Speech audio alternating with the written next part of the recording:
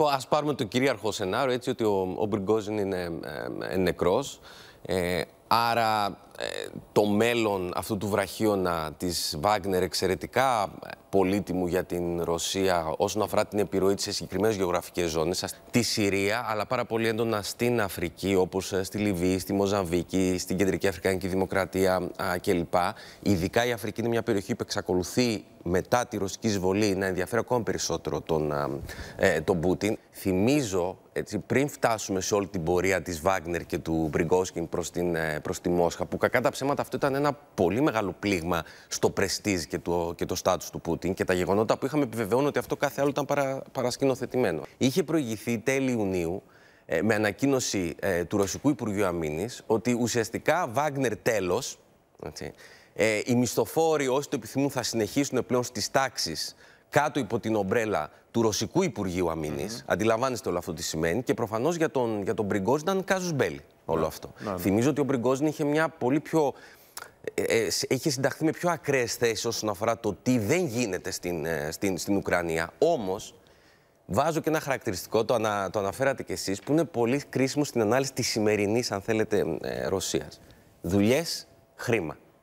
Για να το πω πολύ απλά, υπήρχε πλέον σύγκρουση συμφερόντων ανάμεσα σε Πριγκόζιν και Πούτιν. Ο Πούτιν όμως θέλει να συνεχίσουν οι δουλειές. Αυτή τη στιγμή όμως θέλουν να συνεχίσουν οι δουλειές απευθείας από το Κρεμλίνο.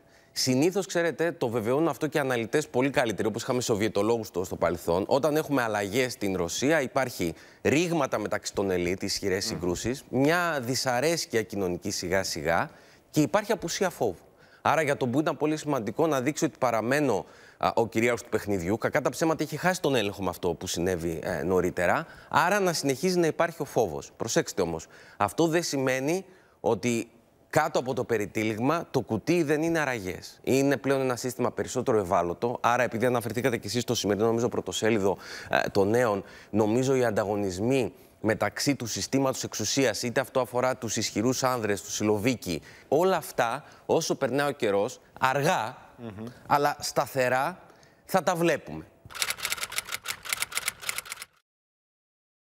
Κοιτάξτε, η Βάγνερ όντως είχε πολεμήσει την Ουκρανία. Ακόμα και η Βάγνερ, όταν επιστραπτεύτηκε στο Μπαχμούτ, άρχισε πάρα πολύ να έχει τα επιθυμητά αποτελέσματα. Αλλά κακά τα ψέματα ήταν μια σημαντική παρέμβαση. Όχι τόσο όμως μεγάλη, αν θέλετε, αριθμητικά. Δηλαδή, δεν θα μπορούσε η Βάγνερ, ακόμα και αν συνέχιζε, να είχαμε την αλλαγή παραδείγματος επί του πεδίου από την πλευρά της Ρωσίας. Σε καμία περίπτωση. Αντιθέτως, πολύ πιο χρήσιμη η Βάγνερ ήταν, επαναλαμβάνω, σε άλλες γεωγραφικές ζώνες, όπου ήθελε να διατηρεί και να ενισχύει την επιρροή της, ειδικά, αν θέλετε, στην Αφρική. Άρα, εδώ είναι ένα ερώτημα.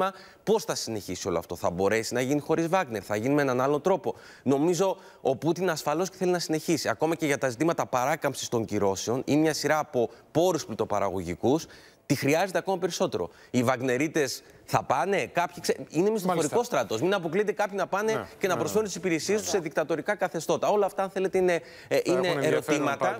Αλλά το bras de fer στα εσωτερικά της Ρωσίας ασφαλώς θα συνεχίζει να μας απασχολεί.